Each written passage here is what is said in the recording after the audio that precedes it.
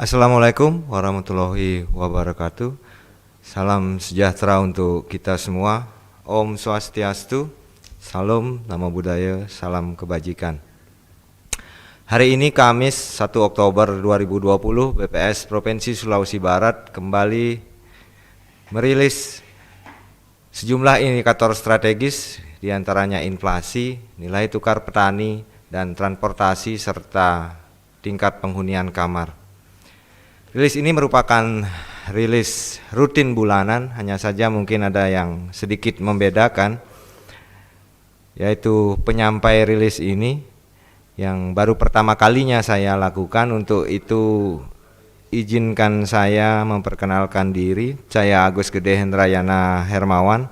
Saya diamanahkan untuk menjadi Kepala BPS Provinsi Sulawesi Barat belum genap sebulan, jadi masih baru, tepatnya tanggal 7 September 2020 yang lalu.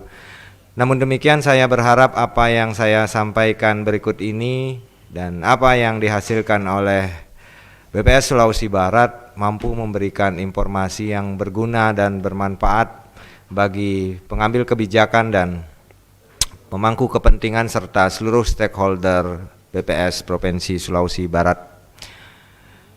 Baik, saya mulai dengan perkembangan indeks harga konsumen atau inflasi di bulan September 2020. Pada bulan September 2020, Mamuju tercatat mengalami deflasi sebesar 0,34%. Jadi pergerakan harga secara umum di Mamuju bisa dikatakan mengalami penurunan atau minus 0,34%. Kemudian kalau kita lihat dari indeks harga konsumen, indeks yang digunakan untuk melakukan penghitungan inflasi ataupun deflasi tercatat sebesar 104. Kemudian kalau diperhatikan inflasi tahun kalender atau inflasi pernah juga disebut sebagai inflasi kumulatif, jadi membandingkan antara September tahun 2020 terhadap Desember tahun 2019, angka terjadi inflasi dengan besaran sebesar 1,73%. Kemudian kalau dibandingkan dengan tahun yang bulan yang sama tahun sebelumnya atau year on year, di Mamuju tercatat terjadi inflasi sebesar 2,77%. Lanjut.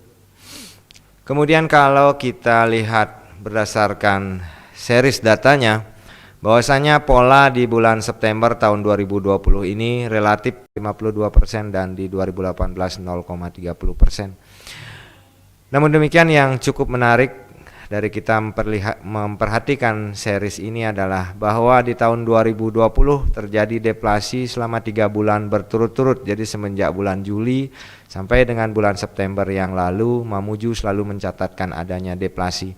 Dan selama 3 tahun ini baru pertama kalinya.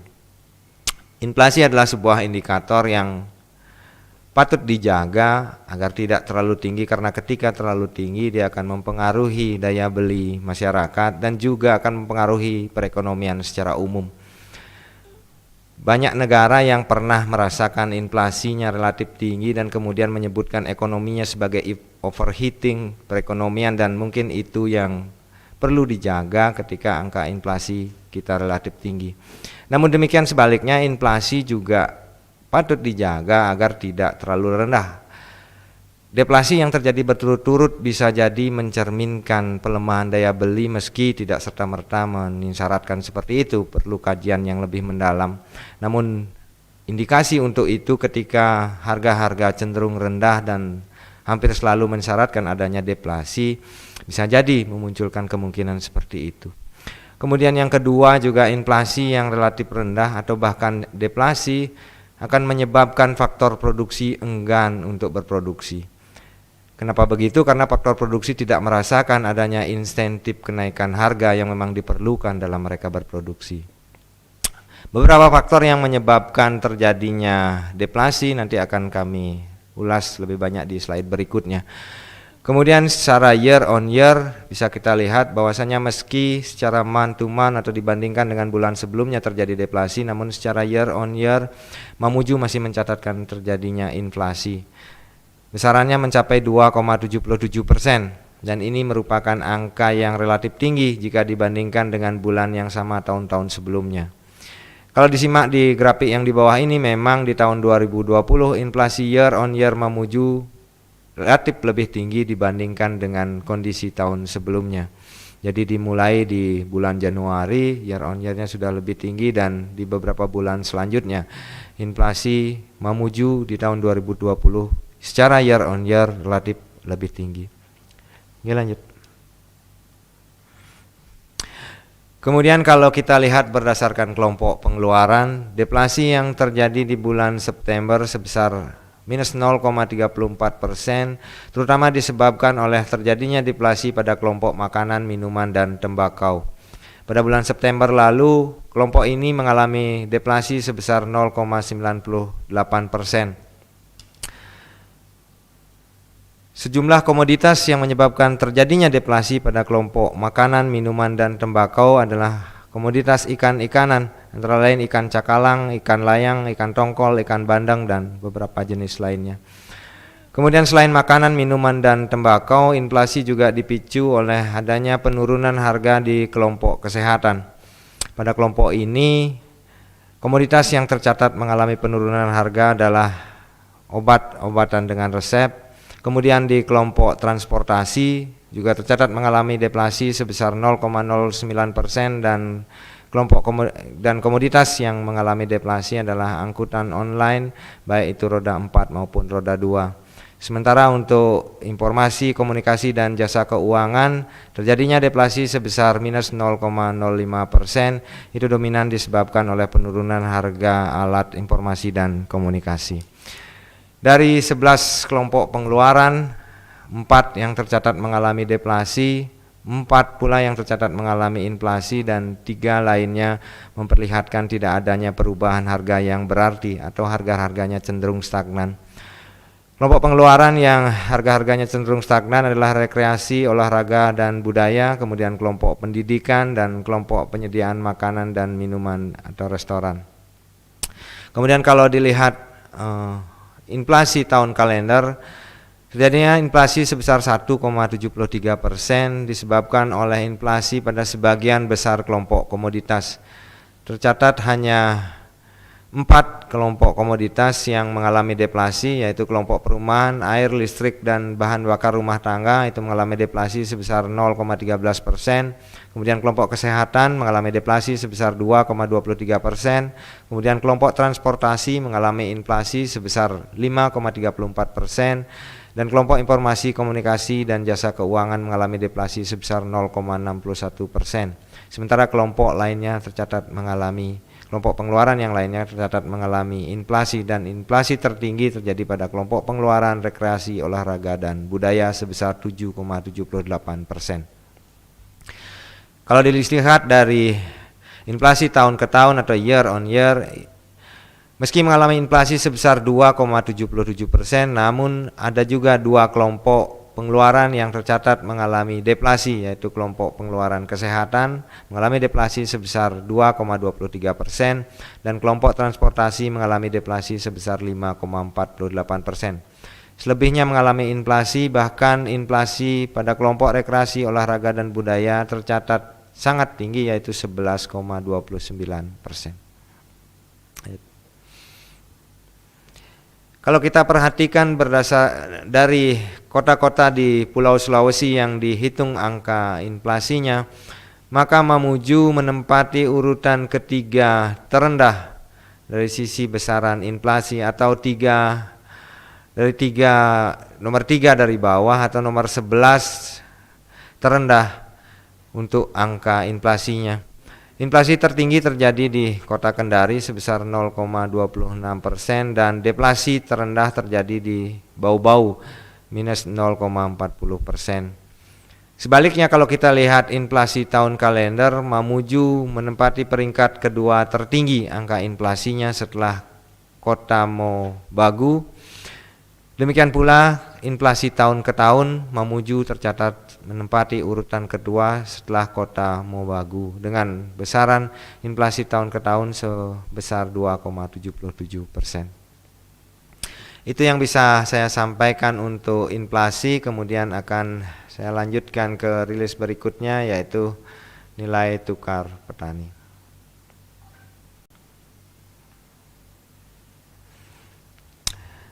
Bapak Ibu sekalian, nilai tukar petani seringkali dijadikan proksi sebagai tingkat kesejahteraan petani, karena nilai tukar petani merupakan sebuah indeks perbandingan antara indeks yang diterima oleh petani dengan indeks yang dibayarkan oleh petani. Indeks yang diterima adalah semua yang diterima dari hasil pertaniannya, sementara yang dibayarkan tidak hanya mencakup usaha pertanian tetapi juga terkait dengan pengeluaran untuk konsumsi rumah tangganya. Pada bulan September 2020, nilai tukar petani di Provinsi Sulawesi Barat tercatat sebesar 109,78. Angka ini mengalami kenaikan 2,36% karena di bulan Agustus lalu nilai tukar petani di Provinsi Sulawesi Barat baru mencapai 107,25. Oke, lanjut. Kalau dilihat berdasarkan subsektornya, dari 5 subsektor NTP, 3 diantaranya mencatatkan terjadinya kenaikan dibandingkan bulan sebelumnya, sementara 2 lainnya memperlihatkan adanya penurunan. Tanaman pangan tercatat mengalami kenaikan 0,93%, namun demikian kalau dilihat dari besaran indeksnya, NTP nilai tanaman pangan, subsektor tanaman pangan masih mencatatkan angka di bawah 100 atau mengindikasikan daya belinya belum bisa membuat petani yang mengusahakan tanaman pangan bisa disebut sebagai sejahtera. Kemudian untuk subsektor hortikultura tercatat mengalami penurunan 0,11%, namun demikian nilai NTP-nya masih berada di kisaran di atas 100, yaitu 111,69.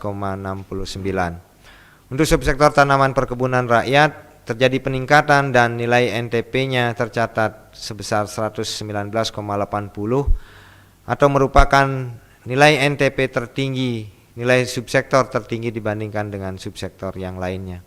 Kemudian peternakan, nilai NTP-nya sama dengan tanaman pangan masih berada di bawah 100, yaitu 98,48, dan juga tercatat mengalami penurunan jika dibandingkan bulan sebelumnya sebesar 0,75%.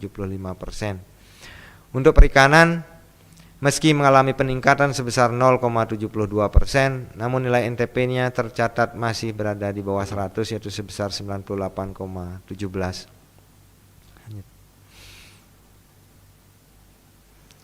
Kemudian selanjutnya kalau kita lihat nilai tukar usaha pertanian, sebagaimana yang saya sampaikan di awal, NTP adalah membandingkan antara nilai yang diterima atau indeks yang diterima oleh petani dengan indeks yang dibayarkan petani, di mana indeks yang dibayarkan mencakup pengeluaran konsumsi rumah tangganya.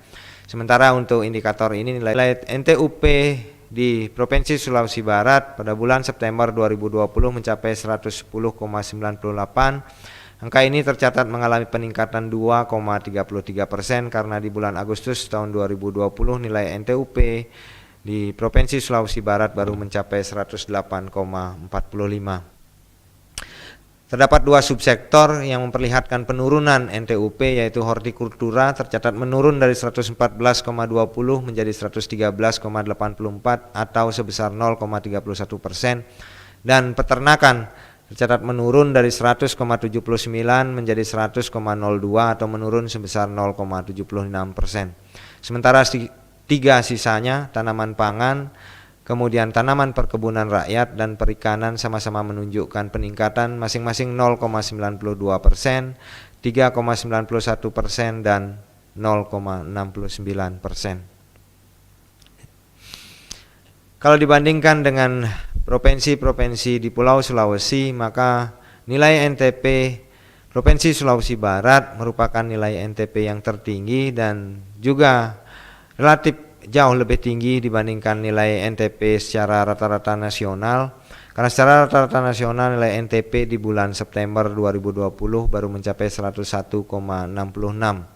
Selain tercatat paling tinggi, nilai NTP Provinsi Sulawesi Barat juga merupakan satu-satunya nilai NTP di bulan September yang berada di atas 100. Di samping itu juga kalau kita lihat dari perubahannya NTP Sulawesi Barat di bulan September tahun 2020 juga tercatat menunjukkan progres kenaikan yang paling tinggi dibandingkan dengan provinsi-provinsi lain di Sulawesi dan juga jauh lebih tinggi dibandingkan dengan rata-rata nasional yang hanya 0,99%. Itu mungkin yang bisa saya sampaikan untuk nilai tukar petani. Kemudian akan saya lanjutkan dengan perkembangan pariwisata dan transportasi untuk bulan Agustus 2020.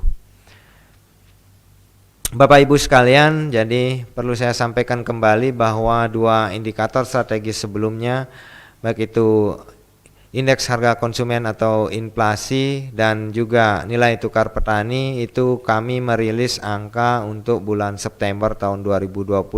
Sementara dua indikator berikut ini yang kita rilis adalah kondisi bulan Agustus tahun 2020. Saya mulai dengan perkembangan tingkat penghunian kamar atau TPK hotel klasifikasi bintang pada kondisi Agustus 2020.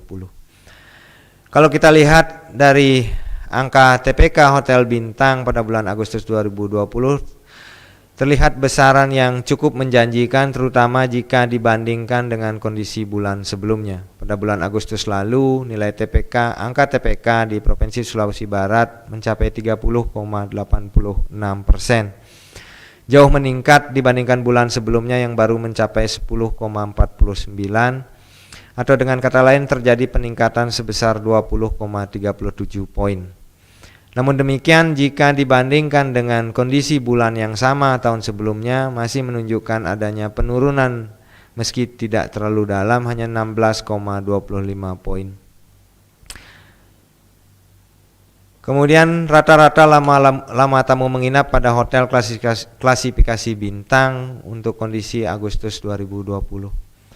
Bapak Ibu sekalian, terkait dengan kondisi saat ini, sebagaimana kita ketahui bersama bahwa saat ini seluruh dunia sedang mengalami musibah terkait dengan adanya COVID-19, maka yang paling terasa atau yang paling terlihat merasakan dampaknya adalah sektor-sektor tersier, seperti halnya sektor akomodasi, seperti halnya akomodasi yang tadi bisa dilihat angkanya atau kondisinya masih memperlihatkan penurunan yang relatif dalam jika dibandingkan dengan kondisi tahun sebelumnya.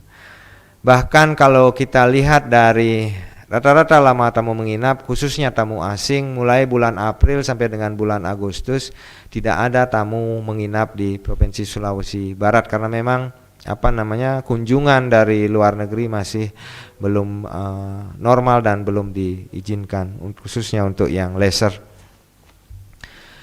Kalau kita lihat angkanya untuk tamu Nusantara, rata-rata lama menginap di bulan Agustus tahun 2020 itu mencapai 1,98 hari, mengalami peningkatan sebesar 0,84 hari dibandingkan dengan bulan sebelumnya. Namun demikian masih terlihat mengalami penurunan jika dibandingkan kondisi bulan yang sama tahun sebelumnya, karena di bulan yang sama tahun sebelumnya rata-rata lama tamu menginap di hotel bintang telah mencapai 2,17 hari. Kemudian rata-rata banyaknya tamu per kamar atau GPR untuk hotel klasifikasi bintang di kondisi bulan Agustus tahun 2020 itu pada bulan Agustus tahun 2020 tercatat sebesar 1,94 orang, atau dengan kata lain rata-rata diisi 1-2 orang, tapi lebih banyak atau secara umum hotel-hotel di Sulawesi Barat khususnya hotel bintang pada bulan Agustus lalu sebagian besar diisi oleh 2 orang per kamarnya. Tercatat mengalami sedikit penurunan dibandingkan dengan bulan sebelumnya, dan begitu juga jika dibandingkan dengan bulan yang sama tahun sebelumnya, karena di bulan yang sama tahun sebelumnya bahkan ada beberapa kamar yang diisi lebih dari 2 orang karena angka GPR-nya kita lihat lebih dari 2, yaitu 2,03. Kemudian kita bisa melihat perbandingan TPK hotel bintang sepulau Sulawesi. Dari sini dapat kita katakan bahwa tingkat hunian kamar hotel klasifikasi bintang khususnya di beberapa provinsi, khususnya di Pulau Sulawesi, bahwasanya Sulawesi Barat bisa dikatakan relatif rendah dibandingkan dengan yang lainnya. Angka TPK Sulawesi Barat pada bulan Agustus tahun 2020 hanya sedikit lebih tinggi dibandingkan Sulawesi Tenggara, tetapi masih lebih rendah jika dibandingkan dengan Gorontalo, Sulawesi Utara, Sulawesi Tengah maupun Sulawesi Selatan. Bahkan angka TPK Sulawesi Barat juga tercatat masih lebih rendah dibandingkan dengan rata-rata nasional yang di bulan Agustus lalu mencatatkan angka TPK sebesar 32,93%. Kalau dilihat dari perubahannya secara month to month, terlihat bahwa perubahan angka TPK Sulawesi Barat menjadi yang tertinggi. Jadi kenaikannya sebesar 20,37 karena sebelumnya hanya 10,49. Namun demikian angkanya masih tercatat relatif rendah seperti yang saya sampaikan tadi. Kemudian kita lanjutkan ke perkembangan transportasi di Provinsi Sulawesi Barat. Untuk angkutan udara, jumlah pesawat yang datang maupun yang berangkat, jadi jumlah pesawat yang datang sama dengan yang berangkat karena tidak ada pesawat yang parkir di Sulawesi Barat. Pada bulan Agustus tahun 2020 tercatat sebesar 51 unit. Angka ini mengalami peningkatan yang luar biasa jika dibandingkan dengan bulan Agustus, jika dibandingkan dengan bulan Juli 2020, yaitu terjadi kenaikan sebesar 88,89%. Namun demikian jika dibandingkan dengan bulan yang sama tahun sebelumnya memperlihatkan masih adanya penurunan yang cukup dalam, yaitu sebesar 54,87%. Kalau kita lihat series datanya, memang perkembangan transportasi angkutan udara sangat merupakan yang paling terpengaruh dibandingkan dengan moda transportasi yang lainnya. Bisa kita lihat di slide-slide berikutnya. Jadi terjadinya pembatasan penerbangan dimulai, kalau saya tidak salah, mulai 24 April tahun 2020 sampai dengan 1 Juni menyebabkan penerbangan di Sulawesi Barat, tidak hanya di Sulawesi Barat sebenarnya termasuk di provinsi lain di Indonesia, tapi pembatasan di Sulawesi Barat dilakukan mulai April sampai dengan awal Juni yang menyebabkan frekuensi penerbangan mengalami penurunan yang cukup signifikan terutama jika dibandingkan dengan periode yang sama tahun sebelumnya. Demikian pula ketika kita melihat jumlah penumpang angkutan udara, jadi seperti yang saya sampaikan tadi, di akhir April terjadi pembatasan atau penutupan penerbangan sehingga bulan April sudah mulai menunjukkan adanya penurunan yang cukup signifikan. Bulan Mei dan Juni bahkan tidak ada penumpang berangkat. Penumpang berangkat itu mulai ada bulan Juli dan bulan Agustus. Khusus untuk bulan Agustus, penumpang berangkat melalui pelabuhan udara di Sulawesi Barat tercatat sebanyak 1.630 orang. Angka ini mengalami kenaikan 98,30% jika dibandingkan dengan kondisi bulan sebelumnya atau Juli 2020. Namun demikian masih tercatat mengalami penurunan yang dalam jika dibandingkan dengan bulan yang sama tahun sebelumnya atau year on year, tercatat turun 71,50%. Begitu pula dengan keadaan penumpang yang datang. Kalau kita lihat di bulan Mei dan Juni tidak ada yang berangkat, tidak ada yang datang. Dimulai di bulan Juli itu baru mulai ada 755 penumpang yang datang ke Sulawesi Barat. Kemudian di bulan Agustus 2020 jumlah penumpang yang datang tercatat sebanyak 1.751 orang. Lebih banyak penumpang yang datang tercatat di bulan Agustus lalu. Dan penumpang yang datang ini kalau kita bandingkan dengan kondisi bulan sebelumnya, kenaikannya bahkan lebih dari 100%, sebesar 131,92%. Namun demikian penurunannya juga masih relatif dalam ketika dibandingkan dengan kondisi Agustus tahun sebelumnya, tercatat turun 67,09%. Kemudian kita memasuki ke perkembangan transportasi angkutan laut. Seperti yang saya sampaikan tadi, yang paling terpengaruh terlihat di transportasi adalah mode transportasi dengan menggunakan mode angkutan atau data di transportasi dengan menggunakan angkutan laut. Meski mengalami penurunan, namun penurunannya tidak sebesar di mode transportasi angkutan udara. Jadi pada bulan Agustus tahun 2020, pelayaran datang dan berangkat di Provinsi Sulawesi Barat masih tercatat sebesar 215. Meski turun, walaupun penurunannya hanya 7,33% jika dibandingkan dengan kondisi bulan Agustus tahun sebelumnya. Dan tercatat juga mengalami sedikit penurunan jika dibandingkan bulan sebelumnya, yaitu turun sebesar 6,52%. Kenapa angkutan laut masih mencatatkan capaian yang relatif lebih baik dibandingkan dengan angkutan udara? Karena memang seperti tadi bahwasanya ada pembatasan dan yang dominan dibatasi adalah angkutan penumpang.